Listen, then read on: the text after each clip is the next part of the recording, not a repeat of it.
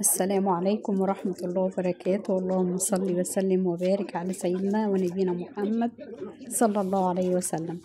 النهاردة هنعمل بقى فطير يعني زي ما انتوا شايفين كده ما فيهوش اي دهون خالص، مع اني عاملاه بالزبدة بس ما فيهوش اي دهون، وجميل وطري وحلو جدا.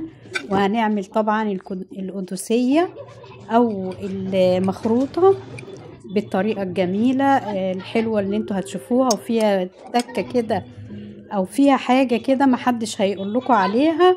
ان شاء الله هقولها لكم انا في الفيديو دوت، وهتطلع معاكم ممتازة. ممكن تعملوها اندومي، ممكن تعملوها يعني تعملوا فيها كل اللي انتوا عايزينه. شايفين الفطير ما شاء الله ما فيهوش فيه اي دهون خالص. عمالة اكل انا اهوت وبقول لكم على نخش بقى ونشوف الطريقة السهلة البسيطة. يلا بينا. معايا هنا 2 كيلو دقيق. هعمل يعني انا هعمل ال2 كيلو احطهم على بعضيهم. انا بصراحة كنت عايزة اعمل ال2 كيلو في العجان، بس انا عايزة اقول لكم على حاجة واقول للبنات الجميلة كده اللي بتجهز نفسها، لو جت تجيب عجان ما تجيبش العجان دوت. هقول لكم ليه دلوقتي. يعني جيبوا العجان لا اما الكبير لا اما ما تجيبوش عجان خالص، يعني اعملوا بايديكم احسن.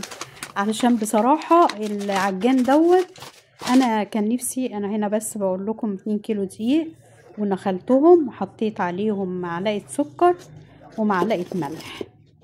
تمام. السكر هنا مش هينزل من الغربال، فهعمل ايه بقى؟ هحطه عادي. ما هو دي ما لقيتش فيه اي حاجه ان هو طلعت في الغربال. هنا بقى دي ميه زبده، ميه قشطه. عارفين ميه القشطه اللي بنطلعها كده من من اللي احنا بنطلع نعملها زبده يعني. فهي دي كده كانوا محوشينها البنات وكانوا شايلينها لي، وكانوا عاملين بقى بالقشطه ديت الزبده زي ما احنا بنعمل. خلاص انا خدت المية بتاعتها. واول مرة ان انا بعمل بقى المرة دي الفطير بالطريقة اللي هي بالمية بتاعة مية الزبدة دي. تمام. هعمل هنا بقى في العجان كده زي ما انتوا شايفين. طبعا مطلع عينيا، يعني انا كنت المفروض ان انا هعمل فيه كيلو اقل حاجة يعني، فطلع عينيا عقبال ما اتعمل زي ما انتوا شايفين كده. انا لو كنت بعمل على ايديا انا هعمل الكيلو التاني على ايديا هخلصه اكتر من العجان كده لما طلع عينيا بالطريقه دي. وعماله بقى احط له ميه حبه بحبه لحد ما ايه ابتدى ان هو ايه ياخد يعني يتعمل العجينه كده معايا. واللهم لك الحمد. يعني برضو لسه هحطها بقى كده شويه وهضربها تاني شويه لحد ما احس ان هي نعمت، يعني على الاقل ما فيها يعني يعمل لي اي حاجه. حطيت برضو شويه ميه كده علشان اخليها تبقى ناعمه شويه. بصراحه تعبني العجان وخلاني انا يعني بعد ما خلصت وكده ندمت ان انا اساسا نزلته وان انا بعمل فيه. انا دراعي وجعني وكل حاجه، بس انا عندي اهون من ان انا اعمل في العجان. وعايزاكوا يعني دعواتكم كده بقى ولاد ابني تعبانين عندهم الفيروس بقى اللي ماشي في الجو ده، وكمان امهم، فربنا المستعان يعني بالبنتين وامهم ربنا يشفيهم يا رب. بس فانا رحت عملت بقى خلاص العجينه هي طلعت اهي ما شاء الله زي الفل. هركنها على جنب وهعمل بقى. لا انا مش هعمل في العجان، انا هعمل على ايديا وامري لله. الكيلو التاني هعمله على ايديا. هو يعتبر انا قسمته كده يعني بالويم كده مش بعشوائي يعني. انا زودت كده حبة مية عادية خالص من الحنفية، حطيتها كملت بيها اللي هي المية دي وعملته كده. وما شاء الله ما خدش معايا هو وقت خالص في العجين. بس انا عشان دراعي وجعني هعمله ايه بقى؟ هحطه شوية كده زي ما انتوا شايفين كده شوية وارجع له تاني واشتغل فيه. والله ربنا اللي يعلم انا دراعي وجعني جدا، بس انا قلت برضو اهون من العجان واللي عملوا فيا. وطبعا قبل ما اشيله غسلته كويس جدا علشان العجين ما ينشفش عليه وشيلته. هنا بقى هحط حبة مية في ايديا كده على اساس ان انا اشغل العجينة شوية.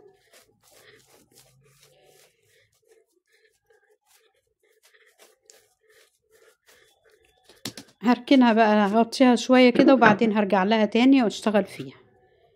سبتها كده ما شاء الله. انا كنت اشتغلت فيها بصراحة شوية وبعدين رجعتها تاني، بس اللقطة دي ما جاتش يعني. خلاص كده ما شاء الله العجينة معايا طلعت زي الفل بالطريقة دي.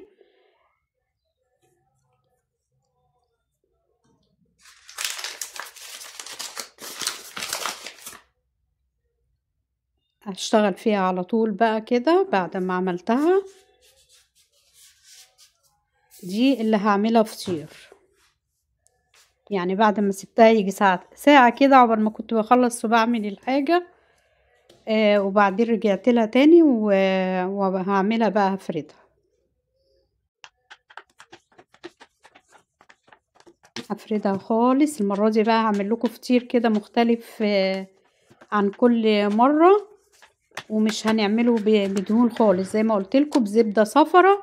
والزبدة الصفرة ديت اللي مش زبدة صفرة، اللي هي بقري، يعني زبدة بقري. فسيحتها وبس، ما سيح وسبتها بقى كده، وانتوا عارفين الدنيا برد شوية، فسبتها رملت بقى كده مع نفسها. وطبعا مش اللي هي خليتها بقى ان هي طلعتها وخليت السمنة لوحدها والكلام ده كله، لا ما صبرتش عليها وخليتها كده زي ما انتوا شايفين مسيحاها وبس.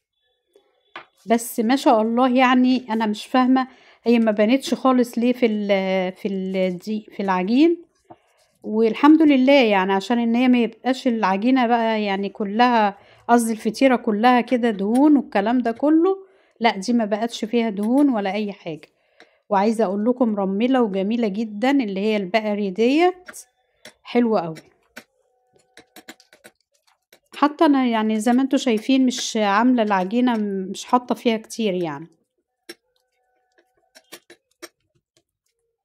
هعملها رول كده. انا هعمل 3 فطيرات. انا بصراحة كنت عاملة الفطير دوت، وقلت علشان طبعا مرات ابني تعبانة ومش بتعمل حاجة وكده، وانا رخرة ما اقدرش ان انا يعني اروح لهم وكده، عشان انا بتلاشى الموضوع بتاع كل سنة ده. فربنا يستر يعني، وربنا يستر على الجميع كلهم يا رب. فمش عايزة اروح علشان ما بقاش انا وهم وربنا الله المستعان بقى يعني. بصوا انا هعملها 3 فطيرات، كل فطيرة قد اللي انتوا شايفينها دي كده. هقطعها كلها يعني كده. هما طلعوا يعتبر يعني قد بعضهم شوية. انا بوريكم هنا، شوفوا الرقات اللي من جوه. هجيب بس صينية كده، وبرضو بالزبدة كده اللي احنا عاملينها دي هنحط عليها، مش هنحطها في زيت ولا حاجة يعني، الزيت ده هفرد بس عليه.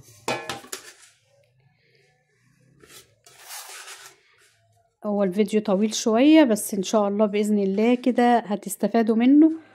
واكيد ان شاء الله يعني المخروطة هقول لكم على طريقة كده جديدة فيها، ما حدش، انا ما دخلت على اليوتيوب كله ما حدش قايل عليها الموضوع ده خالص.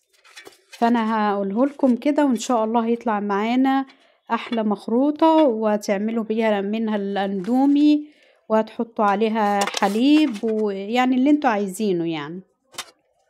انا هنا بدهن بقى كده اللي هي الزبدة من على الوش،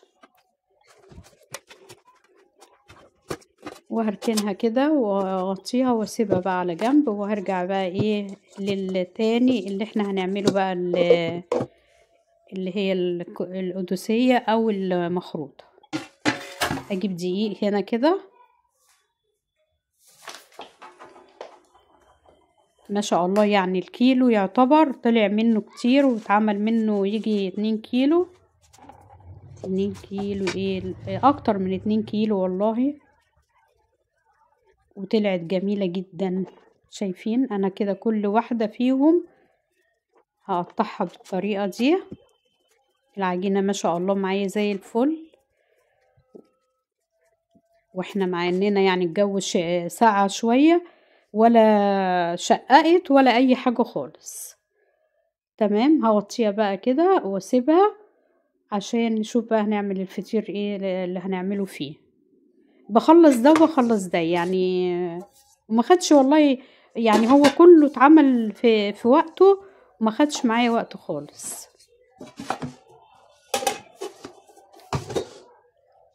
وهقول لكم برضو باذن الله هياخد معانا قد ايه القدوسيه، هتاخد قد ايه على البوتاجاز او في حله الكسكسي.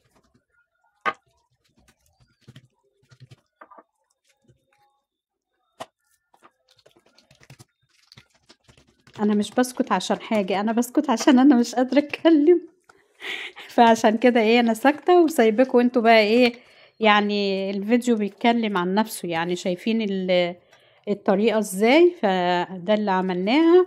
ادي كده دي فطيره ماشي. فطيره هجيب صينيه بقى وهدهنها كده من الارضيه بتاعتها، وبرضو ايه احطها واركنها على جنب. كل ما بتريحيه كده هيدي معاكي، هيتفرد بكل سهولة. وما شاء الله العجينة معانا او الدقيق ده حلو جدا. بيعمل معانا كده كمية حلوة، وفي نفس الوقت كمان عامل زي الملبن كده، كأنك بتشتغلي في حاجة كده جميلة. انا بحب اوي الشغل المعجنات دي في الشتاء بالذات اكتر حاجة يعني. كانوا العيال عمالين يقولوا لي عايزين ياكلوا كسكسي ياكلوا كسكسي، اقول لهم الدنيا حر، احنا مش طايقين نفسينا اقف في المطبخ ازاي. الحمد لله يعني الجو بقى اتعدل شوية، بس والله برضو ساعات بيبقى حر اوي. خلاص كده همسح بقى الرخامة وهرجع لكم تاني. مسحت الرخامة كده وخلاص، عملت الصواني، هغطيها بقى واسيبها واروح اشوف هعمل ايه بقى. القدوسية نعملها ازاي، او المخروطة هنعملها ازاي.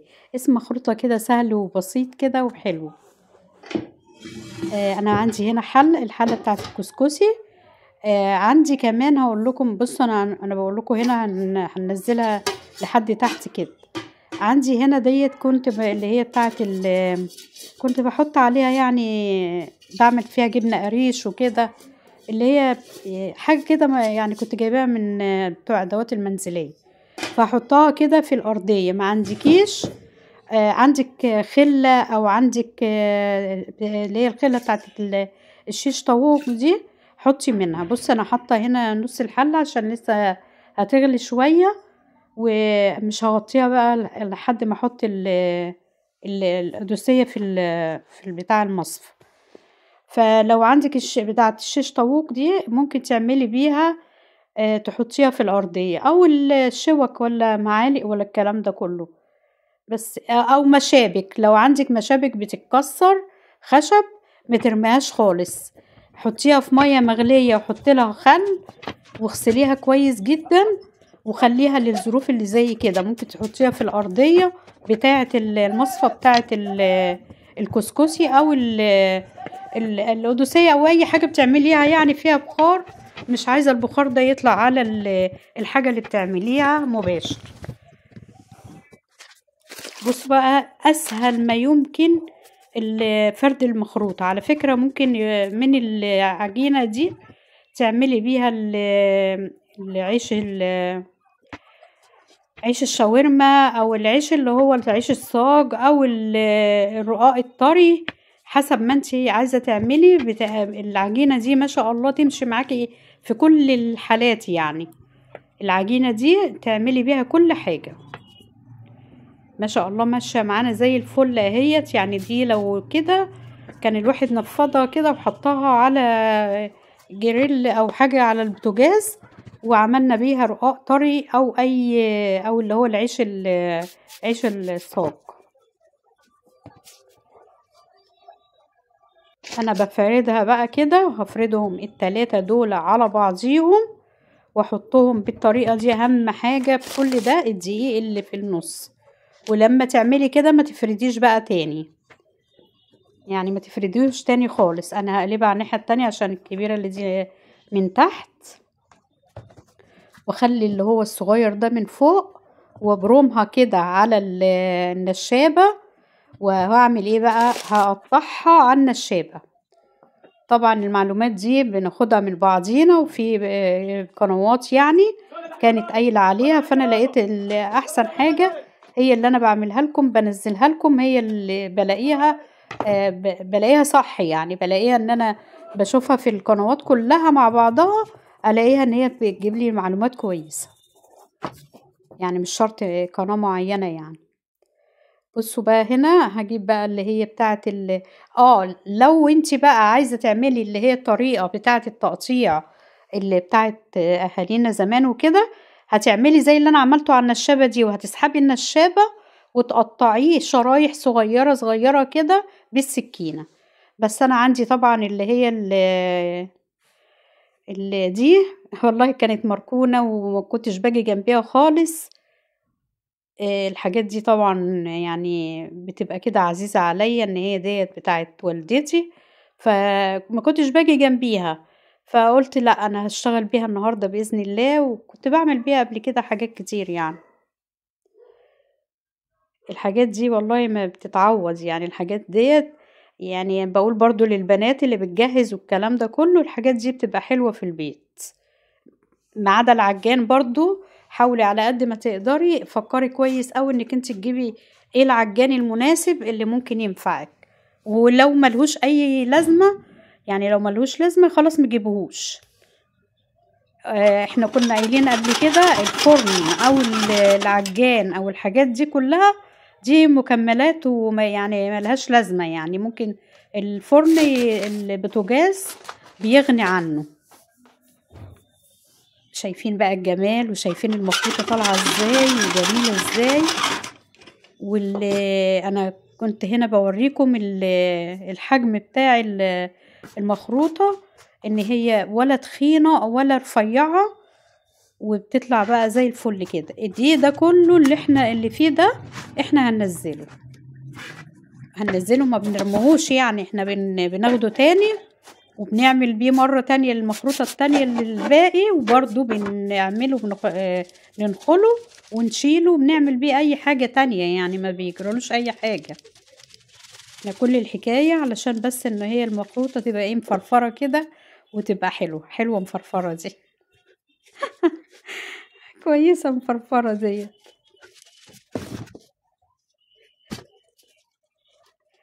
اجيب بقى اللي هي المصفى بتاعتي، وطبعا مفيش اي دقيق زي ما انتوا شايفين اهو، يعني نازل مفيهوش ريحة الدقيق. هعمل ايه بقى؟ اروح حطاها كده على الحلة، واسيبها بقى نص ساعة، اقل حاجة نص ساعة. هي ممكن ساعة الا ربع، بس هي انا هحطها نص ساعة. ولما تيجي يعني تغلي المية بتاعت المخروطة كويس، وطي عليها على قد ما تقدري، عشان احنا دي يعني بنسويها كويس عن شايفين الجمال، شايفين المخروطة عاملة ازاي. خلاص خلصنا الاتنين التانيين اللي فاضلين، ما خدش هو معانا وقت خالص ولا اي حاجة. هقلب بقى كده من تحت لفوق، وهقلبهم تاني ببعضيهم، واسيبها بقى اسيبها كده كمان نص ساعة تاني. يعني احنا قعدناها الاولانية نص ساعة ولحد ما بقت عاملة كده، وبعدين حطينا التانية عليها هنقعدها نص ساعة برضه. وبعد النص ساعة هقول لكم هنعمل ايه. وخلاص على كده. شايفين الجمال، وشايفين انا كده بختصر معاكم على قد ما اقدر. عملت الفطيرة اهوت وفردته زي ما بفرده كده اهوت قدامكم، بس بحاول ان انا برضو اختصر يعني فيه. وبحط من على الوش الزبدة. عايزة اقول لكم الزبدة دي اختفت، والله اختفت، ما بقتش باينة خالص، واتشربت كده وما بقاش فيه خالص. الزبدة نفسها مرملة كده تحت ايديا كده، يعني ما شاء الله جميلة. خفيفة جدا، ولا تحسي انك انتي مثلا الفطيرة تقيلة ولا الكلام ده كله. هنا خلاص دي بقى الدفعة اللي احنا هنزلناها، وهقول لكم بقى احنا هنعمل فيها ايه وهنرجعها تاني. ايوه القدسية ما بترجعش تاني، بس انا هرجعها تاني وهقول لكم بقى هنحط فيها ايه. ودي بقى السر اللي احنا ما كناش يعني، اللي ما حدش قال لنا. دخلت على اليوتيوب كله ما لقيتش حد عامل الموضوع ده. انا جبت هنا كوباية المية وحطيت معاها 3 معالق زيت ومية عادية خالص برضو من الحنفية، ورحت طبعا المخروطة سخنة جدا، سخنة قوي قوي قوي. عملتها زي الكسكسي كده، رديتها زي الكسكسي تمام. احطها بقى في الحتة تاني اللي احنا شايلينها منها دي، شايلينها منها. شايفين في حبة كده في الأرضية شايلينها منها، وهحطها على البوتاجاز ربع ساعة كمان. يعني شايفين دي بقى اللي هتخلي لك المخروطة ما فيهاش يعني جميلة جدا. شايفين المية كل ده هيتشرب وما يبقاش فيه خالص. شايفين بقى انا عايزة بوريكم هنا شايفين الجمال والحلاوة والفطير عالي ازاي. انا فاتحة طبعا الفرن من تحت، وبعد كده هفتح عليه الشواية كده من فوق، عشان انا الشواية بتاعتي لوحدها ودي لوحدها. عندي هنا ديت مش هقول لكم ده ايه، الورق الحراري بتاع الفراخ. انا فتحتها كده الكيس بتاع الفراخ، وهحط فيه الفطير. اول ما اطلعه احط فيه. انا عايزه اسمعكم القرمشه. الوش بتاع الفطيره مقرمش وجميل جدا ومستوي من تحت ومن فوق وزي الفل. خد معانا قد ايه؟ خد معانا نص ساعه بالظبط في الفرن، مش نص ساعه كامله يعني، لا طبعا انا كنت بشوفه كل شويه وولعت الشوايه، ويعني نص ساعه على بعضه كده قبل ما استوى الفطيرتين دول.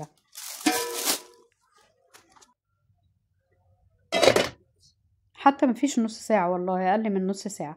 خلاص كده اتعملت بقى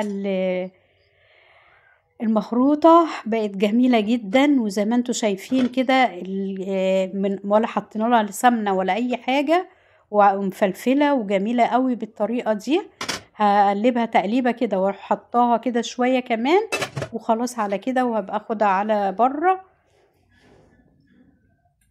شايفين بقى الفطيره اللي هي التانية الاخرانيه حطيتها قبت ازاي.